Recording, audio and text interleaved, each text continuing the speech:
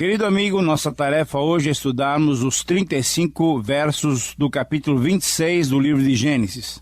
Nesse texto, temos relatos que nos mostram um pouco da vida cotidiana de Isaque, demonstrando-o como um dos herdeiros das promessas divinas. Verificaremos duas revelações das promessas da aliança nos versículos 2 a 6 e no versículo 24.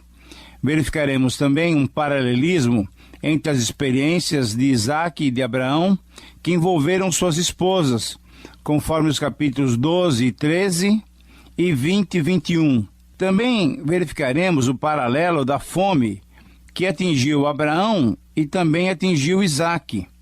Veremos também a prosperidade material que tanto Abraão como Isaque tiveram, isso tudo como fruto da bênção divina.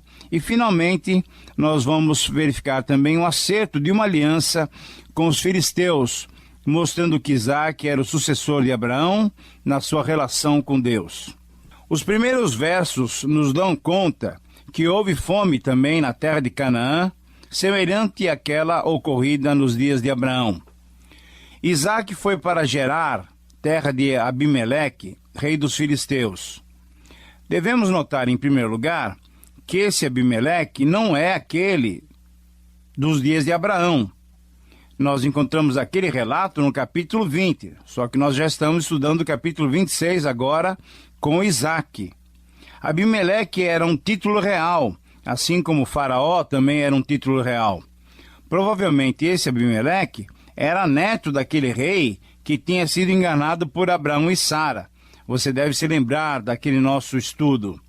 O verso 2 relata que o Senhor apareceu a Isaque e lhe orientou para não ir para o Egito, como fizeram seu pai Abraão. Mas o Senhor orientou que ele fosse para a terra que o próprio Deus lhe mostraria. Deus lhe prometeu que, indo para o local determinado por ele, o próprio Deus estaria com ele e o abençoaria. Então, o Senhor daria a ele e a sua descendência todas aquelas terras que, sob juramento, tinha prometido ao seu pai Abraão. Acrescentou também Deus que multiplicaria a sua descendência como as estrelas dos céus, confirmando assim que daria a ele todas aquelas terras. E no final do versículo 4 e o versículo 5, nós temos algo muito importante, pois neles Deus declara que através da descendência de Isaque seriam abençoadas todas as nações da terra, mas ele acrescenta ainda a razão por que cumpriria suas promessas. Literalmente diz assim o versículo 5, porque Abraão obedeceu a minha palavra e guardou os meus mandamentos, os meus preceitos, os meus estatutos e as minhas leis. Querido amigo, você percebe que belo testemunho Deus dá a respeito da vida de Abraão? Se temos considerado Abraão o pai da fé, Deus aqui destaca a obediência de Abraão. Mas esses dois aspectos não são contraditórios, ao invés, eles são complementares. Nós já falamos algumas vezes, mas vamos reafirmar que a fé se expressa na obediência, e que a obediência é uma prova de amor a Deus. Temos então que viver segundo esse critério. Esse critério é da avaliação divina. Fé implica em obediência. Se você tem fé, querido amigo, você deve obedecer os princípios da palavra de Deus. Mas vamos continuar no texto. Nos versos 6 a 11, temos o relato de uma experiência semelhante vivida por Abraão e por Sara, uma vez que estavam no Egito, e uma outra vez quando eles estavam em Gerar. Veja só, diante da beleza de Rebeca, e por Isaque temer também por sua própria vida, ele mentiu aos homens daquele lugar, dizendo que sua esposa era sua irmã. Certo dia, depois de um bom tempo, o rei Abimeleque, olhando pela janela do seu palácio, viu Isaque acariciando Rebeca e percebeu que eles eram marido e mulher e não eram irmão e irmã. Abimeleque então chamou Isaque e deu-lhe uma repreensão, chamou-lhe a atenção. Isaque se desculpou com Abimeleque e Abimeleque deu uma ordem muito clara, muito direta. E o versículo 11 diz assim: e deu essa ordem a todo o povo: qualquer que tocar a esse homem ou a sua mulher, certamente morrerá. A preocupação do rei demonstrou responsabilidade, pois o pecado de uma pessoa afetava todos os seus conterrâneos, como se verá no caso, por exemplo, que aparece lá no livro de Josué, no caso de Acã. Querido amigo, é possível extrairmos alguma lição desse episódio? Olha, com certeza sim. A negativa que não devemos praticar refere-se à ação de Isaque, que mentiu e temeu por sua própria vida, ao invés de confiar no Senhor, que o dirigir até aquele local. Quando não confiamos no Senhor, o pecado jaz à nossa porta. A lição positiva é que aqui vem da parte de Abimeleque. Ele, como um rei, preocupava-se com seus conterrâneos e não queria vê-los sofrendo injustamente. Diante da ordem dada e da repreensão feita a Isaque, percebemos que Abimeleque era um homem justo. Cabe uma pergunta para nós: será que nos interessamos pelos nossos semelhantes, por aqueles que estão mais próximos de nós? Será que nós nos interessamos por possíveis injustiças que eles são alvo, que eles têm sofrido? Vale a pena considerarmos os nossos procedimentos e verificarmos como é que vai indo a nossa justiça em relação aos nossos semelhantes. Mas o texto ainda continua, e nos versículos 12 a 14, eles nos relatam que depois desse episódio, Isaque semeou naquela terra e colheu 100 por 1, porque o Senhor o abençoava. Muito bem, vemos aqui o que Deus cumprindo a sua palavra. Essa era a bênção que Deus havia prometido desde que chamou Abraão. Tratava-se de uma bênção terrena. Deus havia prometido a ele bênçãos materiais. Agora, perceba bem, hoje Deus nos promete bênçãos espirituais que são incomparavelmente melhores, são incomparavelmente superiores. Nos dias de hoje, assim como nos dias de Isaque, a condição para recebermos as bênçãos divinas é a mesma. A condição é confiarmos no Senhor e andarmos em fé, obedecendo ao Senhor. Para Isaque, as bênçãos foram materiais. Os seus campos brotaram abundantemente. E os versos 13 a 16 acrescentam: enriqueceu-se o homem, prosperou, ficou riquíssimo, possuía ovelhas e bois e grande número de servos, de maneira que os filisteus lhe tinham inveja. E por isso lhe entulharam todos os poços que os servos de seu pai haviam cavado nos dias de Abraão. E fizeram o quê? Encheram esses poços de terra. Então disse Abimeleque a Isaque: aparta-te de nós, porque já és muito poderoso, muito mais poderoso do que nós. Querido amigo, você percebe que o mundo reage sempre com inveja, com ódio, e afasta-se de nós quando somos fiéis a Deus e somos por Ele abençoados? O próprio Senhor Jesus nos adverte sobre o ódio do mundo em João 15:19. A pergunta que fazemos então é: como é que tem sido a nossa relação? E eu faço uma pergunta direta para você: como é que tem sido a sua relação com aqueles que não amam ao Senhor? Você tem testemunhado de modo claro da sua comunhão e da sua obediência ao Senhor? Quais são as reações do mundo para com você? Você tem se sentido perseguido, invejado, discriminado e maltratado? Se você tem se sentido assim, não desista, mas firme-se ainda mais no Senhor, que está sempre conosco. Como temos falado, Deus é fiel. Mas vamos voltar ao texto ainda, vamos agora para o versículo 17. Do versículo 17 até o 22, temos um relato muito interessante. Os filisteus estavam furiosos com a grandeza de Isaque e, numa atitude desesperada, entulharam os poços depois que Isaque reabriu-os. Na verdade, havia uma grande luta por água, pois era uma região desértica. Mas é importante perceber também que nenhum dos patriarcas precipitou-se lutando pela posse da terra prometida. Isso é muito interessante. Eles confiaram que Deus daria a terra aos seus descendentes na hora certa. Esta era a primeira intriga criada pelos filisteus contra o povo de Deus e, durante séculos, isto é, até o tempo do rei Davi, os filisteus ainda lutaram contra os judeus. O relato ainda nos mostra vários nomes dos poços, e esses nomes celebravam a provisão e a proteção de Deus, até que no verso 22, lemos que após 2 outras tentativas, um outro poço foi aberto e não houve mais contenda entre os pastores. Esse poço foi chamado de Reobote, que significa espaços abertos, pois ali foi possível moverem-se livremente. Nessa localidade, certamente, se reviveu a experiência de Abraão com seus pastores de um lado e os pastores de Ló de um outro lado. Assim como ocorrera com seu pai, Isaque também foi abençoado ali pelo Senhor, dirigindo-se depois para Berseba. Foi em Berseba, que significa poço do juramento, conforme o versículo 32 do capítulo 21, que Abraão acertou seu relacionamento com Abimeleque. E foi em Berseba que Isaque tem uma experiência especial com Deus. O texto dos versos 24 e 25 nos dá o seguinte relato. Na mesma noite lhe apareceu o Senhor e disse: Eu sou o Deus de Abraão, meu servo. Então levantou ali um altar e, tendo invocado o nome do Senhor, armou a sua tenda, e os servos de Isaque abriram ali um poço. Querido amigo, para confirmar a sua boa mão, a boa mão do Senhor sobre Isaque, o Senhor lhe apareceu e lhe confirmou que ele era o Deus do seu pai Abraão.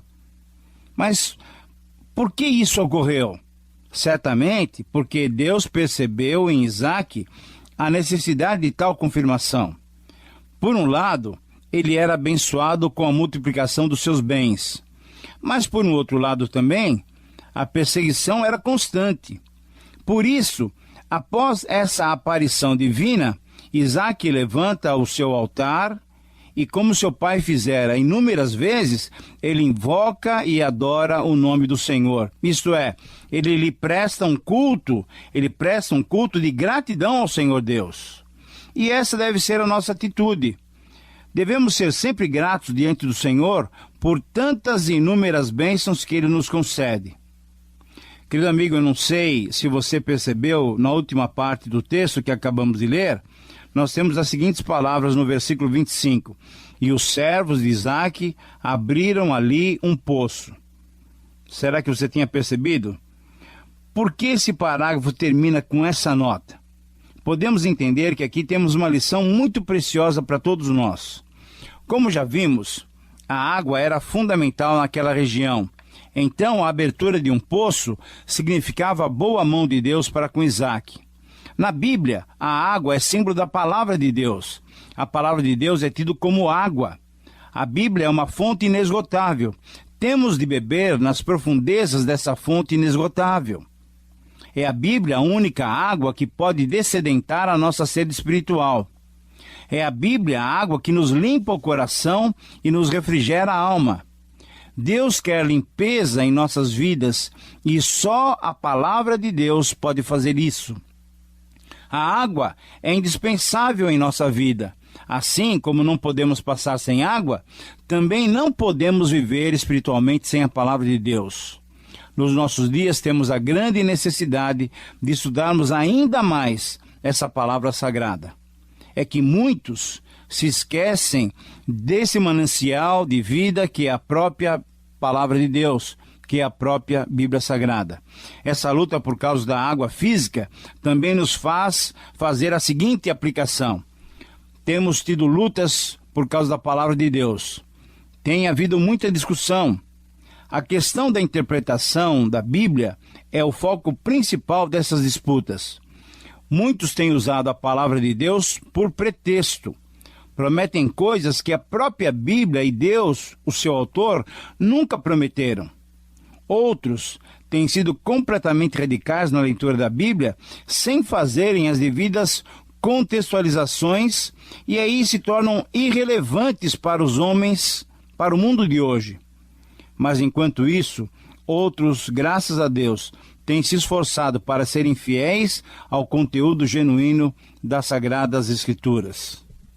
Mas muitas vezes, o problema que se percebe é a nossa própria indisposição para ler e estudar o livro sagrado. Dizem os grandes servos de Deus que duas coisas Satanás não quer que o cristão faça. Uma é ler a Bíblia e a outra é orar. Querido amigo, o que podemos fazer sem a Bíblia e sem oração? Na verdade mesmo, nada. Não podemos fazer nada. Só podemos esperar o quê? A desnutrição e depois a morte. Por isso é que muitos estão espiritualmente mortos, tanto pela falta da palavra de Deus, como pela falta da oração. Que o Senhor nos ajude a valorizar o que de fato tem valor. Muito bem, desse ponto em diante, isto é, do verso 26 a 33, temos o relato da aliança que Isaac faz com Abimeleque. É o próprio rei Abimeleque que vem até Isaac para lhe propor uma aliança de paz e de cooperação. Quer dizer, o rei reconheceu que Isaac era um homem abençoado por Deus. Era um homem com quem Deus estava. O relato do texto diz as seguintes palavras: de Gerar foram ter com ele Isaac, Abimeleque, o seu amigo Alzate e Ficol, que era comandante do seu exército. Disse-lhes Isaac: por que viestes a mim? Pois me odiais e me expulsastes do vosso meio.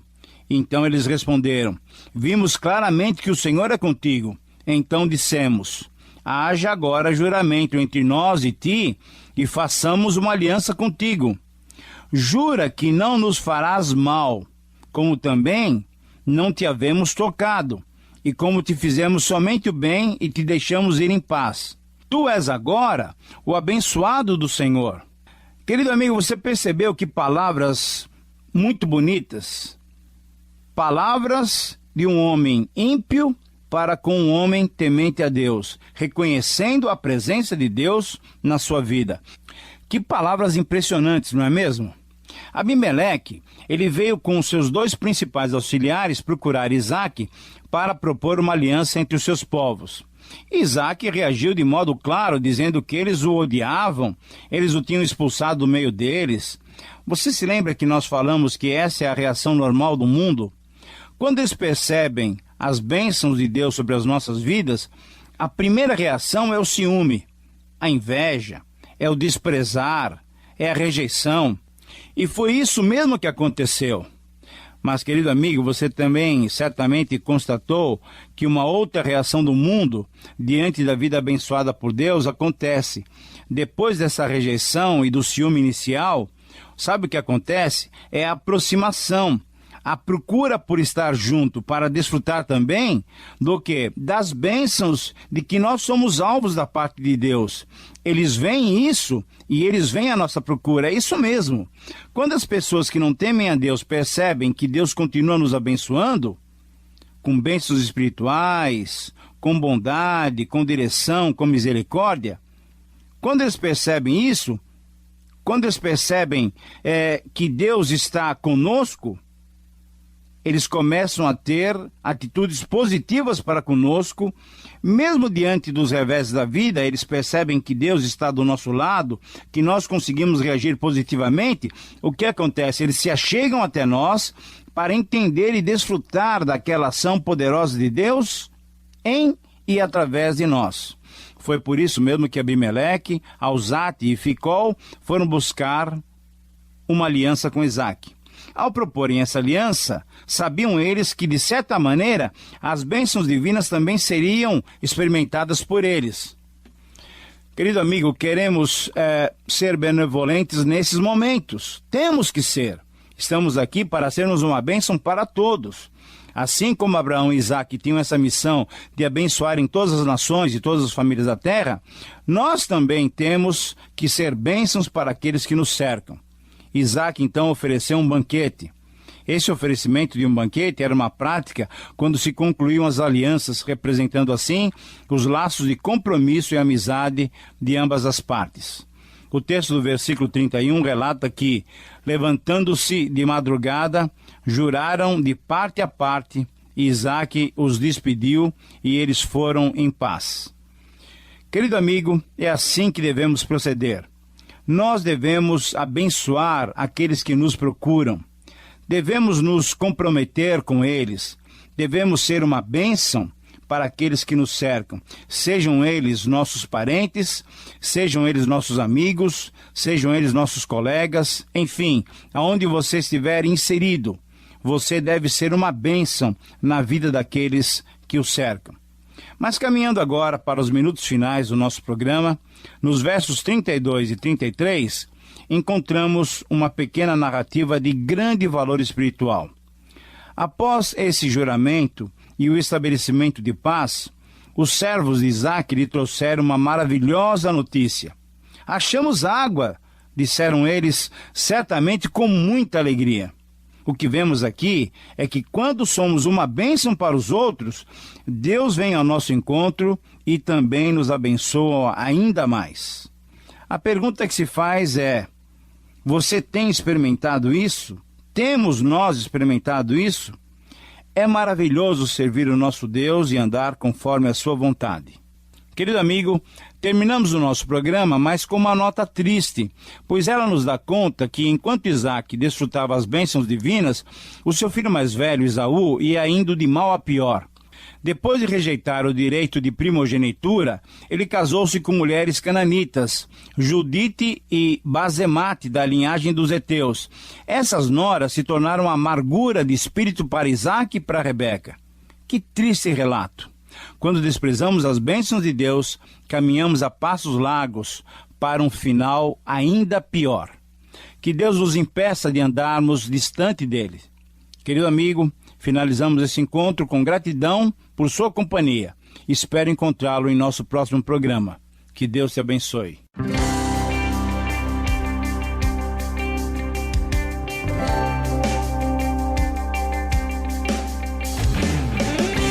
Através da Bíblia. Estudo sistemático e detalhado da Palavra de Deus do Gênesis ao Apocalipse. Para saber mais, acesse nosso site transmundial.org.br.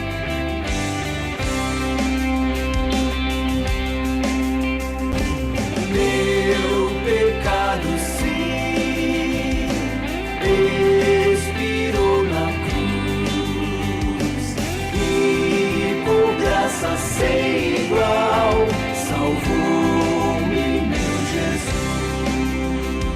Realização Transmundial.